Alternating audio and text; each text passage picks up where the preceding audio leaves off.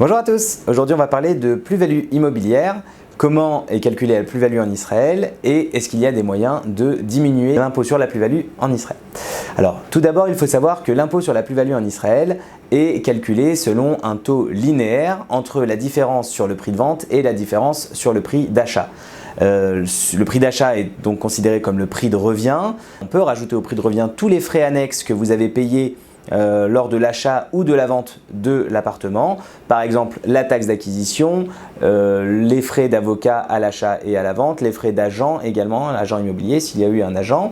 Ensuite, le montant de cette plus-value est imposé de base à un taux linéaire de 25%.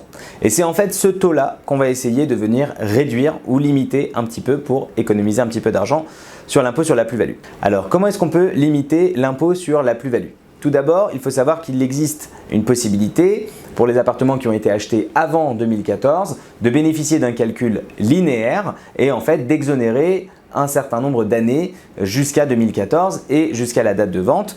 C'est un calcul qui permet généralement de réduire un petit peu le montant de la plus-value. Deuxième possibilité, ça va être en fait de faire ce qu'on appelle un étalement de la plus-value sur plusieurs années. Dans la partie technique, on va en fait regarder quel est le montant de la plus-value qui a été généré l'année de la vente et on va pouvoir ensuite l'étaler sur un maximum de 4 ans en arrière. Ce qui veut dire que par exemple, si vous vendez un appartement en 2021, en admettant que sur les années concernées, donc de 2018 jusqu'à 2021, vous avez un revenu imposable en Israël qui est inférieur à un taux global de 25%, eh bien ça voudrait dire qu'on peut aller demander au fisc de prendre la plus-value, de la lisser sur 4 années en arrière et de bénéficier de votre taux d'imposition qui était inférieur à 25%.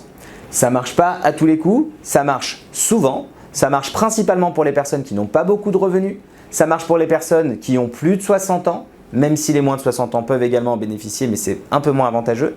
Et je précise également que ce n'est pas limité non plus qu'aux Israéliens.